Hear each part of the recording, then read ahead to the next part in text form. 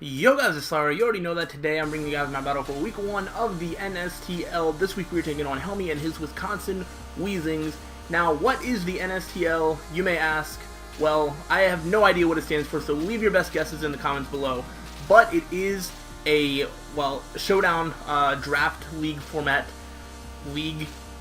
whatever. And it's basically like a Wi-Fi league, but it's on Showdown. And yeah, I was asked to be part of it, and I said yes because I wanted to do like one more season. This is probably going to be my last season of draft format, so I'm going to make it bigger and better. But in an effort to have my battle uploads be on time, and because I had this battle kind of last minute, I'm not able to get a I wasn't able to do a draft analysis, and I'm probably not going to do one, mostly because they always end up being like long run-on stuff, and yeah, I don't really remember a lot of like why I drafted what I drafted. So I'm going to do like a mini draft analysis at the intro to this video. So this video is going to be a little bit long. You can just skip through the video to the battle if you don't care about that. But I am going to talk about my draft for a little bit, and then we will move on to the battle part of this. So, and I also apologize, there's people like mowing their lawn and stuff outside, so if any of that makes the recording, I do apologize for that. But like I said, this is kind of last minute, and if I want this upload to be on time, I kind of gotta record this now. So I'm actually going to throw up a picture of my draft. You guys know how draft league formats work at this point, and I'm basically just going to go through my team as a whole, and then you guys can if you have any questions or comments about my team, the comment section is where all of that stuff's going to take place. That is pretty much how I'm going to do this season. I'm not really going to do team builder, but I'll tell you what my team is, and it's, yeah, pretty much just going to be that. So, my whole team, I was the first overall pick, so I got the first pick in the draft, and this league was a little experimental with some of the stuff they allowed. They allowed some pretty broken stuff, but I've already used other broken stuff that they allowed, and Aegislash is like the one that I've never used before, so I picked Aegislash, because like, why not? You know, there was like Lando Eye, like Sheer Force, and there was like Mega Mawile, but I've already used both of them, and those didn't end up working out, so I'm sure Aegislash isn't either. So my whole team, as you can see, hopefully there's a picture of it on the screen, is Aegislash, Mega Altaria, Milotic, Terrakion, Roserade, Raikou, Delphox, Cloyster, and Diggersby. I did not get sniped with any of my picks, so this is basically the team that I wanted, though I did kind of build the draft as I went. It wasn't a fully set up plan beforehand, and it's a pretty good team. I have some okay speedy offensive options. I have 3 things over base 100, and 2 of them are Z-move users. I have 2 Z-move users in Terrakion and Delphox. The drafting format works the same way that it did with the PPL, where there is a set amount that you have like draft from, like it's a point based system. And then the Z-moves work the same way as well. You had a certain amount of points to assign Z-move users, so I have Terrakion and Delphox as my Z-move users. So yeah, like I said, I have 3 things above base 100, which is cool, and 2 Pokemon in Mega Altaria and Cloyster that have the means to get themselves to a good speed with setup moves. So it's not too bad, and my main priority is pretty much just Aegislash, so there are definitely some weaknesses in my team.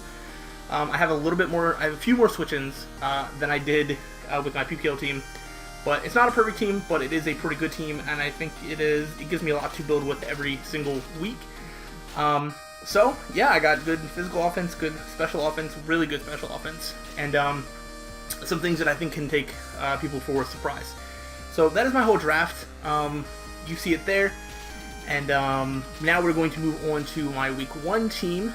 So yeah, you can see the 6 Pokemon that he brought. I don't remember any others of note off the top of my head that he could have brought. These are the main scary threats. That is also a Mega Latios. That is not a regular Latios. So Mega Latios and Infernape were the 2 that I was really struggling with team building for. I can already tell that I have a little bit of an issue building for fighting types, especially fast ones, so I think that's going to be my biggest problem this season. And Sylveon is also a little bit of an issue, so I wanted to try to not just outright lose to Infernape, and I wanted to still be able to bring stuff to kill things. Otherwise I could definitely be outbulked with things like the Sylveon and the Pyroar thrown there. So my whole team involves a Choice Scarf Diggersby. I believe it was Earthquake, U-Turn, Stone Edge were the main moves I needed, and I think I had Knockoff as well. I found that there was a lot of these Pokemon that didn't really need a fourth move, but I gave them one anyway. My Milotic was Recover, Scald, Ice Beam, and Dragon Tail or something. I was like never going to use that, but it's there. Physically defensive, which only somewhat switches into his physical offense. Infernape still 2 KOs Milotic if it's Life Orb or Choice Banded. So, and I actually don't remember what his Z-move users were. I know Yanmega is one of them, and I don't remember if he had any other ones. Infernape might have been, but I really don't remember. Raikou was Choice Specs, Volt Switch and Thunderbolt, as well as Hidden Power Ice, and then Reflect, because I didn't really need a fourth move, so it's there. Roserade was Expert Belt with Hidden Power Fire, Sludge Bomb, Extrasensory, and Giga Drain. Having a move to hit literally everything on his team super effectively, which is cool. Almost everything. Does not hit the Mega Latios. Everything else I'm pretty sure I hit super effectively. Delphox was, it was a Sugar Berry because I figured he would bring maybe Earthquake on the Infernape. It was just a way to like possibly live a hit from the Infernape and then do damage back. I had Flamethrower, Psyshock. I remember he had a Tentacruel, so that's why Psyshock is there over Psychic. Flamethrower, Grass Knot, and Dazzling Gleam. And then Aegislash was brought as specially defensive to try and switch into Mega Latios and Sylveon, and it had Shadow Claw, Shadow Sneak, Iron Head, and King Shield. So that is my team. That is what I brought. I didn't come into this with a plan as to what I wanted to do, but we're going to go ahead and get into the battle because as I started the battle, I figured that Diggersby was probably the best to lead off because I didn't see any obvious Scarfers on his side. Potentially Infernape, but I don't know. I didn't think that if he was, that he would go for Choice Scarfed, like close combat first turn. So I was pretty much ready to either U-turn on anything or go for an Earthquake. So let's go ahead and play, and you see that he starts off with Tyranitar. If he's not Scarfed, then he has no incentive to stay in here and like take an Earthquake. So I go for U-turn, expecting him to switch out, and I am going to be correct in that assumption, which is fantastic because Ferrothorn is not a thing that I like to deal with. So I do get hit by the Iron Barbs, whatever, and Sandstorm is up, which is a thing to know because I'm going to be taking residual damage for every turn for all of my Pokemon that are not Diggersby or Aegislash. Same thing for him for the ones that are not Ferrothorn and Tyranitar. I go for the Hidden Power Fire. Yeah, he has Aqua Berry to save himself. If he did not have that, he would have died, which would have been great. And he is going to be able to set up a layer of spikes. Cloyster is my only Rapid Spinner on my team, and it's not here, so people are definitely going to take advantage of that. But I don't really have things that are weak to hazards too much. Delphox is the only thing weak to rocks, so we'll deal with it as we can. I went for another Hidden Power Fire because I wasn't sure what he was going to send in, so I was just hoping that he would stay in thinking I'd overpredict or something. I don't know. Either way, I didn't want to go for a move and then not take out Ferrothorn and then feel silly. So I figured I had switch-ins to things anyway, so I do go into Aegislash, which is my switch-in for Mega Latios, which is very, very nice. He goes for the Calm Mind. I'm not too worried at this point, because he would need to set up a couple times to be able to kill me, I believe. So he gets hit by the Sandstorm, and I am going to take whatever move he goes for, and I'm going to go for a Shadow Claw. And he does go for the Shadow Ball, so yeah, you see that he would have had to, set up a few more times. Or he would just have to, no, because even if he lived this hit, so the critical hit mattered, he wouldn't have died there. I would have just went for Shadow Sneak. I don't know if he would have let this die, or if he would have saved it for later. Probably would have saved it for later, so that is hacks that works in my favor. There's a lot of hacks that works in my favor this game, which is unfortunate, but I'm not going to be the one to complain about it. But he goes into Yanmega. Yanmega is a big threat because I didn't really bring much to specifically deal with it. Aegislash is kind of my specially defensive switch-in, but it's hard to switch into Mega Latios, Sylveon, and Yanmega all in the same game. I didn't expect the Yanmega as much, and maybe I should have. Reveals Shadow Ball there. I go into Raikou because it's pretty bulky, and then I can just go for a free Volt Switch, because if he stays in, he dies, and if he switches out, then I get momentum back on my side, which is what I really need. So the T-Tar is in now, and I forget, what did I go into? I want to say Diggersby, and I got another crit just to keep rubbing salt in the wounds, but I feel like I go to Diggersby. No, I went to Roserade, because he doesn't have great switches to Roserade, so I'm actually going to go for the Giga Drain, because that would kill the Tyranitar, I do believe. So, yeah, but he goes into Ferrothorn, so he's going to live that hit, and if I want to kill this Ferrothorn, I have to go for Hidden Power Fire, which he could still play around again, but maybe he thought I was going to overpredict, or he was just ready to sack this off. I go for the Hidden Power Fire this turn, and I am going to be able to take out the Ferrothorn, which is going to put me up at a 6-4 advantage, which is pretty nice, but is definitely misleading, because some of the things that he still has left are very, very scary to me, which he's going to start showing off right now, because I believe he goes back into Yanmega. Let's wait and see. Am I right, or am I just making stuff up? Yeah, he goes back into Yanmega, and I don't have... So, like, Raikou was the one I switched into last time, and that, you know, wasn't going to work out. And, yeah, that lawnmower was, like, really loud. I'm sure that's coming across the recording, so... do apologize, but yeah, so I go into Aegislash because I figure I could let Aegislash die. I still have ways to take out Sylveon via the Roserade or the Diggersby, potentially. So that is why I kind of let this go. He's going to kill me with Shadow Ball anyway. I just try to get off some chip damage. This plus, like, Sandstorm, it's like maybe I can just knock it down a little bit, but I am going to let Aegislash go down here. So, but he uses a Z move, which there was a good chance for Shadow Ball to take me out, I believe. So that was just to guarantee it, or unless he thought I was going to switch out. Either or. And now he's going to be at a double speed, which is very unfortunate because I don't have a way to outspeed that now. So I need to take a hit. The only thing that can really take a hit is my low tick. And, yeah. He is, okay, wait, that's actually important. That's actually important. Alright, so I went to my low tick, right? Here's the problem. If I go for the Ice Beam to try and take out the Yanmega, right? And he goes for U-turn. He could then go into Sylveon, and I don't have much I can do.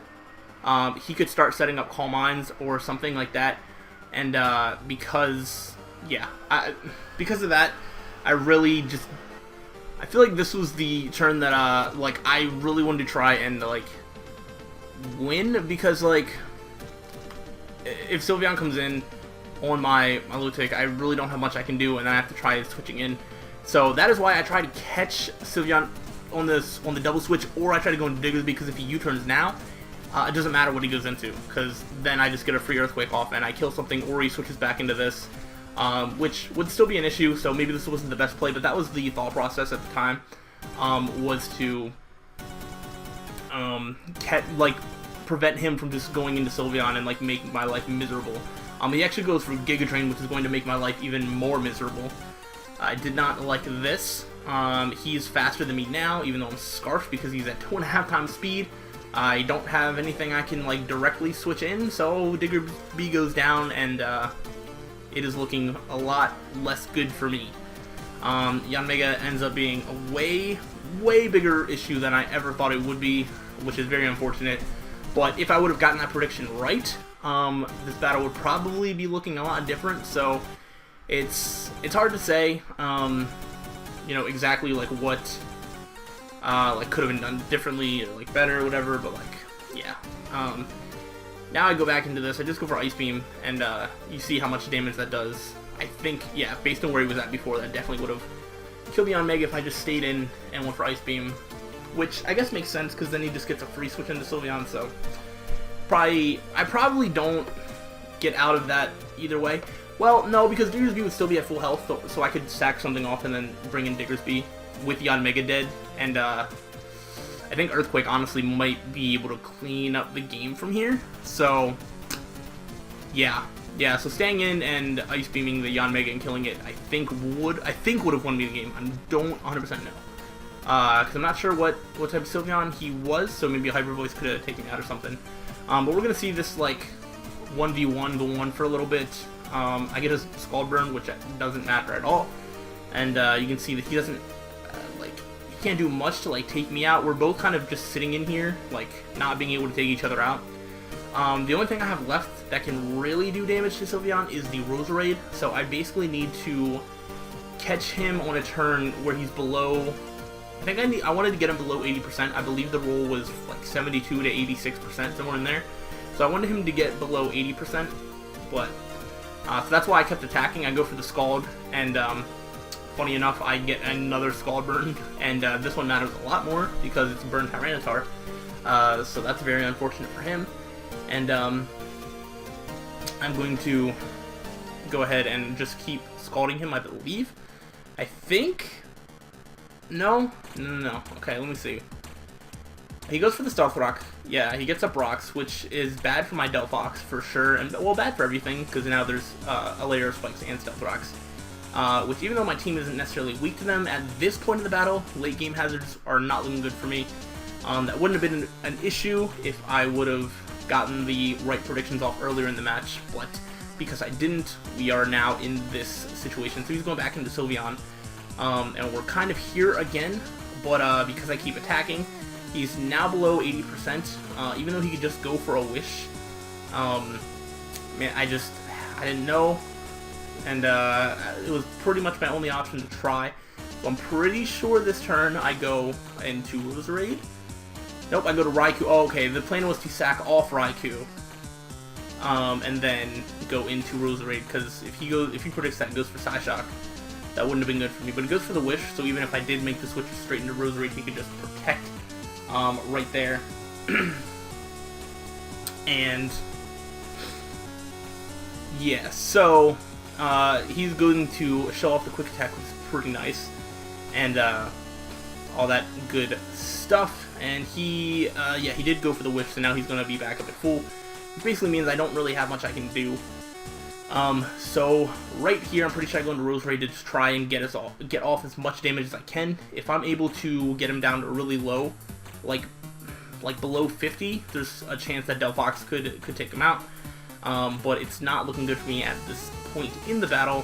So he's going to go for the Heal Bell, I guess, to potentially use Tyranitar for later. That would probably be the main thing, and I guess we can get more leftovers back on this. But he's going to switch out as I go for the Sludge Bomb again, which is not going to take out the T-Tar because it like resists it and stuff. So, but I do poison him, which is just like I feel bad for him, but clearly, as you can see, like what the result of this battle is going to be. I still don't feel bad.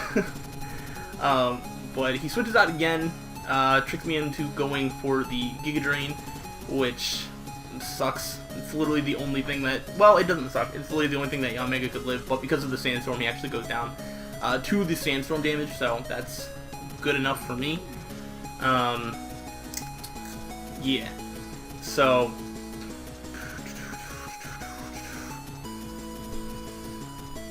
he's gonna go into Infernape, and I figured he was gonna U-turn anyway, and there's pretty much nothing I can do. So Roserade's going to go down here, and I'm pretty much down to like one thing I can do. I'm pretty sure. No. Okay, so Sylveon is at a roll where Psyshock will kill, so I believe that is what I have to go for.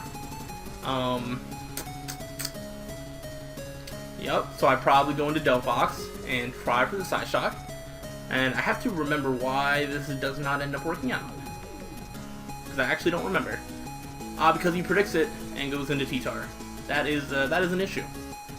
So, I believe he then lets me take out the T-Tar. I go for the Dazzling Gleam because it's, I don't know, pretty neutral. I mean, it's super effective against this, but like, I don't know. I knew it was going to kill, so I just went for that.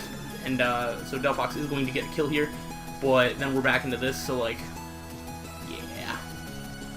I think the plan here was to, because I think he goes into Infernape, and I was hoping that I'd be able to live a hit.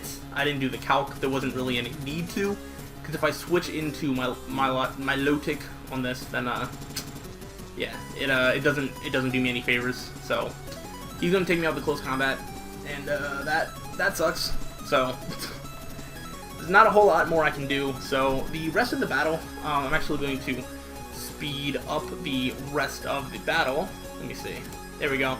Because all that I try to do is, he goes into Sylveon. I'd go for the Skull just in case he was staying in. And my only chance here is to freeze him with an Ice Beam. So that is what I go for. But spoiler alert, I don't freeze him with any of my Ice Beams. I just keep going for Ice Beam. He's going to whittle me down. I could have potentially dragged this battle on for like ever, but I decided not to because my win condition was to freeze him with Ice Beam anyway. And since I didn't, then I wasn't going to win. So there's no point in dragging off the battle. Especially when he's at like 100%, I basically need to go for Ice Beam and then have him get frozen like 10 to 15 turns in a row. Like, I don't know, it has to be like something ridiculous. Because of the leftovers offsetting so much of what I'm doing there. And I can't go for Scald because then that thaws him out. And so, that's basically all I was able to do. Definitely that turn where I over-predicted and thought that he might go for a U-turn, and I switched in Diggersby and basically just sacked Diggersby off for no reason. That is what really lost me the battle. I could have still lost regardless, even if I didn't do that, but I think that turn, if I went for Ice Beam and Yanmega gets taken out, I think I probably win the game. It depends. He was baiting me pretty hard, and I was falling for a lot of what he was wanting me to do. So I do think that there was definitely a little bit of me getting outplayed, but definitely that overprediction is what actually like cost me the battle. So it's unfortunate. It is what it is. I do lose 2-0, which is not starting the season off great, but that's okay. We can come back and win. I do fully believe that. I think this team has the capability of winning a few more games than my PPL team did. So we're just going to try, and that is all we can ask of ourselves, I guess. And yeah, I think I pretty much covered anything. If you have any questions, comments, whatever about the NSTL, you know, the fact this battle, whatever, I know it kind of comes out of nowhere, but yeah, Pokemon content, specifically Draft League content, is definitely starting to fade more so on my channel, but it is here. This was probably going to be the last season, so I'm going to try my absolute hardest in it, and that's pretty much all it's going to be. So thank you guys for watching, and I guess I will see you guys next week. Upload should be every Saturday if everything is on time, so expect those every Saturday, one of these battles. So yeah, I will see you then. Thanks for watching. Until then, guys, stay sly.